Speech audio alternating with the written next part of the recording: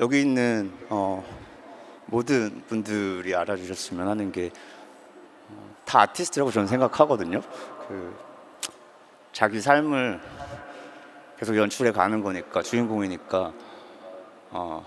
그래서 각자의 스토리는 다르겠지만 정답은 없으니까 주인공답게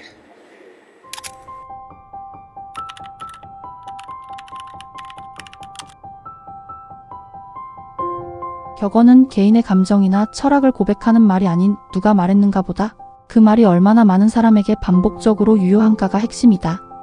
그래서 격언은 개인의 이야기라기보다 사회 속에서 공유 가능한 태도에 가깝다. 무대 제목에 이 정의를 적용하면 지드래곤 as an aphorism 이라는 제목은 나만의 이야기를 들려주기보다 사회 속에서 작동해온 태도를 무대 위에 펼쳐 보이겠다는 선택이다. 그래서 이 공연에는 친절한 서사도 정답을 정해둔 해석도 없다. 장면들은 설명 없이 이어지고 의미는 관객 각자에게 남겨진다. 이 공연은 장르가 바뀌고 형식이 섞이며 무대의 중심이 계속 이동하는데 이건 혼란이 아니다. 음악도 인생도 하나의 틀에 갇히지 않는다는 선언에 가깝다. 무대의 시작에서 지드래곤은 전면에 서지 않으며 현대무 용수가 음악을 대신 번역한다. 음악은 언어가 없어도 닿을 수 있고 가수가 아니어도 중심이 될 수 있다는 것. 이미 이 지점에서 누가 주인공인가라는 질문은 의미를 잃는다.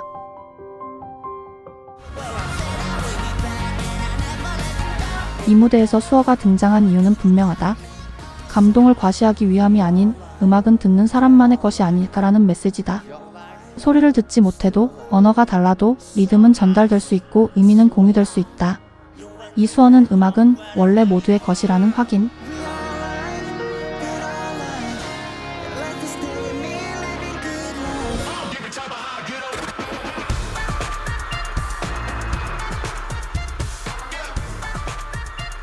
브레이크 댄스 크루와의 배틀 형식, 힙합과 퍼포먼스, 쇼적 요소의 결합.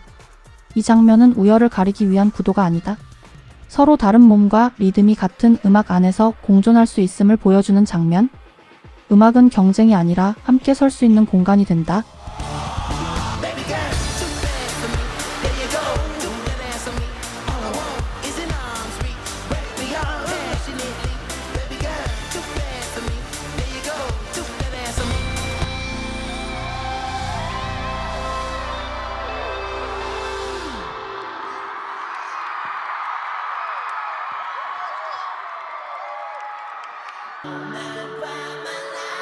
공연이 끝난 듯한 연출 뒤에 다시 시작되는 삐딱하게.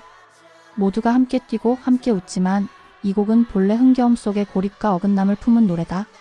그럼에도 불구하고 이 무대는 모두가 함께 즐긴다. 이는 말한다. 이 공연은 밝음으로도 슬픔으로도 하나의 감정으로 정리되지 않는다는 것을. 격언이 늘 그렇듯 정서 역시 하나로 규정되지 않는다. 그래서 이 공연은 이렇게 남는다. 이 공연은 보는 순간보다 보고 난 뒤에 더 오래 남는다. 이해를 요구하지 않으며 인생의 정답이 없듯 이 무대 역시 각자의 삶 속에서 각자의 의미로 다시 호출되도록 설계되었기 때문이다. 지드래곤은 이 무대에서 나를 이렇게 봐달라고 말하지 않는다. 대신 이 문장을 너의 언어로 써도 된다는 상태만 남긴다. 이 무대는 한 아티스트를 설명하는 무대가 아니라 음악이 가질 수 있는 태도를 모두에게 열어둔 무대다.